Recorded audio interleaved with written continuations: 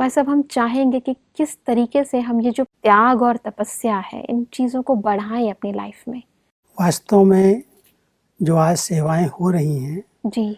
और उन सेवाओं में जो विघ्न पड़ रहे हैं, उन विघ्नों का मूल कारण यही है कि उसके अंदर त्याग नहीं है। चाहे मान शान का, महिमा का त्याग है, चाहे स्थूल में कोई वस्तु और पदार्थों का त्याग है, कई प्रकार के आशाएं, इच्छाएं व्यक्ति की बढ़ती जाती हैं।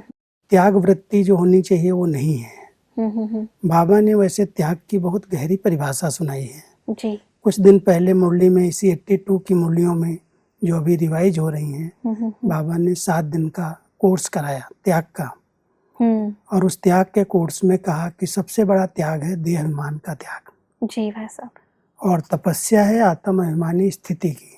देह अभिमान के त्याग में सब प्रकार का त्याग आ जाता है। चाहे वो कर्मेंद्रियों की आकर्षण का त्याग है, मान शान महिमा जिनके पीछे हम सब सेवाएं कर रहे हैं, लेकिन वो आशाएं लेकर के कर रहे हैं। कई सेवाएं करते हैं कि मेरा फोटो छपे, कई सेवाएं कर रहे हैं मेरे को सब जाने, नाम हो, हमारे सेंटर की महिमा हो। सेवाओं के पीछे हमारा उद्देश्य बदल गया। बिल्कुल भाई साहब। और वो उद्देश्य बदलने के कारण आज सेवाएं कर रहे हैं, लेकिन वो जो सेवा का अर्थ है खुशी देना और खुशी लेना, न खुद खुश रह रहे हैं न दूसरों को खुशी दे रहे हैं। बिल्कुल भाई साहब। तो बाबा इसको कहते हैं ये हमारे रजिस्टर में सेवा की मार्क्स जमा नहीं हो रही। सेवा हो रही है लेकिन वो मार्क्स जो जमा होनी चाहिए वो नहीं हो पा रही। इसके लिए आपकी धरनी में त्याग और तपस्या बीज रूप में होनी चाहिए। तो इसलिए त्याग की बहुत गहरी परिभाषा है। और त्याग को अगर यथार्थ रूप से कोई समझता है तो साधन और सुविधाएं तो प्रकृति की देन है, प्राप्ति हो रही हैं, प्राप्ति होंगी। बाबा कहते हैं सब साधन हैं ही आप सबके लिए। इनसे त्याग की बात है अनासक्त वृत्ति। वृत्तियों में आपकी अनासक्त भावनाएं चाहिए, दृष्टिपन की भावनाएं चाहिए। हैं यूज करो, नहीं है तो अनासक्त। जी। जब थे नहीं साधन उस समय त्याग कहा ही नहीं जाएगा, थे ही नहीं।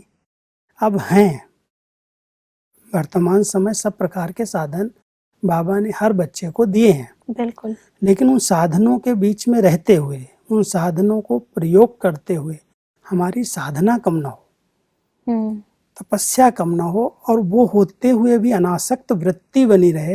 वो आसक्त ना हो जाए, ये है तो मैं करूं, नहीं है तो मैं सेवा ही छोड़ दूं। है यूज कर रहे हैं, नहीं है तो हम मनसा सेवा तो कर रहे हैं। बिल्कुल। बाबा ने हमें सेवा के कई प्रकार के चांस दिए हैं। बाबा कहते हैं बच्चे तुम्हारा मन अगर अच्छा है, स्थिर है, मन मनाभव हो सकते हो तो मनसा से शक्तियों का दान दो। आपकी वाणी अच्छी है, वाचा श्रेष्ठ है, दूसरों को प्रभावित करती है तो वाचा द्वारा ज्ञान दान दो। बिल्कुल।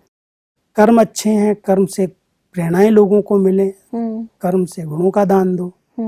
तो सेवा एक प्रकार की नहीं है, लेकिन केवल हम समझते हैं वाचा सेवा करके, ज्ञान सुना करके, अच्छे स्टूडेंट निकाल लें, वृद्धि करें, विस्तार करें, तो हम केवल एक प्रकार की सेवा में लग जाते हैं, इसलिए डिस्टरबेंस होती है। जी जी जी। अगर तीनों प्रकार की सेवा साथ साथ की जाए, मनसा हमारी बहुत शक्तिशाली हो, बहुत शुभ भावना से ओतप्रोत हो, वाचा से केवल बाबा की महिमा, बाबा का ज्ञान ही निकले, और कर्म जो करें उससे लोगों को प्रेरणाएं मिले, क्योंकि हमारे कर्म का प्रभाव बहुत ज़्यादा पड़ता है। जी। कर्म दिखाई देता है कि ये कहता क्या है, करता क्या है। अगर हमारी कथनी अलग है, करनी अलग है, तो उसका प्रभाव नहीं पड़ता, कितनी भी सेवाएं कर ली जाएं। बाबा इसलिए हमारे त्याग पर ध्यान खिंचाता है। त्याग से हमारी करनी अच्छी हो जाएगी, क्योंकि हमारी चाहनाएं नहीं है किसी से कोई चीज़ की। कोई चीज़ दे तो मैं इसको ज्ञान सुनाऊं, कोई साधन मिले तो मैं इसको ज्ञान सुनाऊं।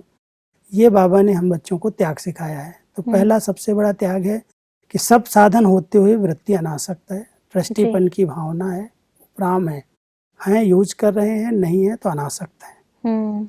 आसक्तियां नहीं है, और दूसरों से भेंट नहीं करते। इसके पास इतने साधन हैं, मेरे पास भी हों। जहाँ भेंट है वहाँ कभी भी सुखी नहीं रह सकता व्यक्ति। बिल्कुल सही बात है। वो तो ईर्ष्या हो गई। इसलिए बाबा ने हमको ये भी नहीं सिखाया बच्चे जितना है उतने में खुश रहो, संतुष्ट रहो, तृप्त रहो, तब सेवाओं का प्रभाव पड़ेगा। उस सेंटर पे इतना है, उस भाई के पास, उस बहन के पास इतना है, मेरे पास भी हो, तो उसके पीछे होड़ लग जाती है और उसके कारण सेवाएं एक तरफ रह जाती हैं और स्थिति एक तरफ रह जाती है।